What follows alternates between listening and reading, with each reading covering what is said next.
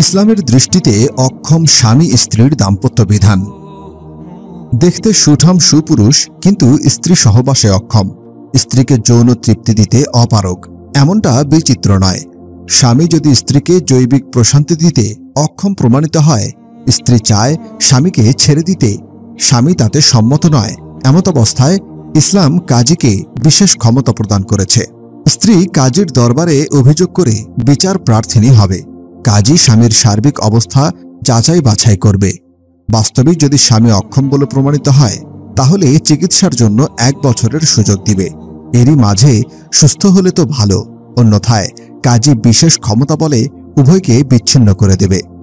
হযরত সাঈদ বিন মুসাইব বলেন, যে কোনো মহিলাকে বিয়ে করল কিন্তু সহবাসে অক্ষম প্রমাণিত হলো, তাকে 1 বছরের জন্য সুযোগ দেয়া হবে। এর মাঝে সুস্থ হলে তো ভালো, অন্যথায় উভয়কে বিচ্ছিন্ন করে দেবে। ইমাম মালিক ইবনে শিহাব জুহরিকে জিজ্ঞাসা করেন, নপুংসক স্বামীকে চিকিৎসার জন্য যে 1 বছরের সুযোগ দেয়া হবে, তা কখন থেকে?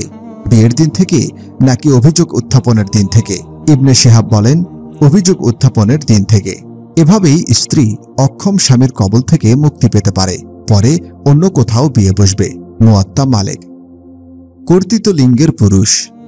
কোনো মহিলার স্বামী যদি মাজবুব তথা কর্তৃত্ব লিঙ্গের পুরুষ হয়, সে স্ত্রীর সাথে যৌন মিলনে অক্ষম হয়, কাজীর ফয়সালা মোতাবেক সে স্বামী থেকে বিচ্ছিন্ন হতে পারে। তার থেকে আরও বড় সুবিধা হল, তাকে 1 বছর অপেক্ষা করতে হবে না, বরং কাজীর দরবারে অভিযোগ উত্থাপন করতেই কাজী স্বামীকে ডেকে অবস্থা যাচাই বাছাই করবে এবং অভিযোগ সত্য প্রমাণিত হলে তাৎক্ষণিক পৃথক করে দেবে।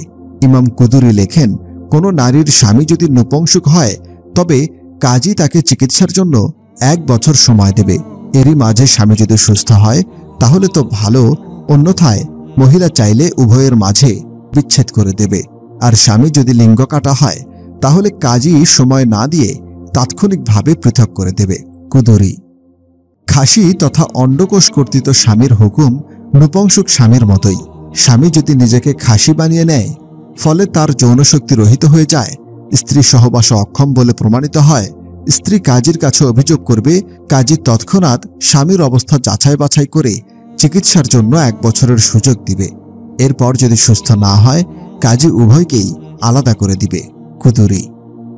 বিস্তারিত ব্যাখ্যা করা এখানে উদ্দেশ্য নয়, বরং উদ্দেশ্য একথা বোঝানো যে ইসলামে এমন কোনো সুযোগ নেই যে স্ত্রী যৌনতাড়িত হয়ে অপকর্মে লিপ্ত হবে বা তার ইজ্জত আব্রু হবে হুমকির সম্মুখীন।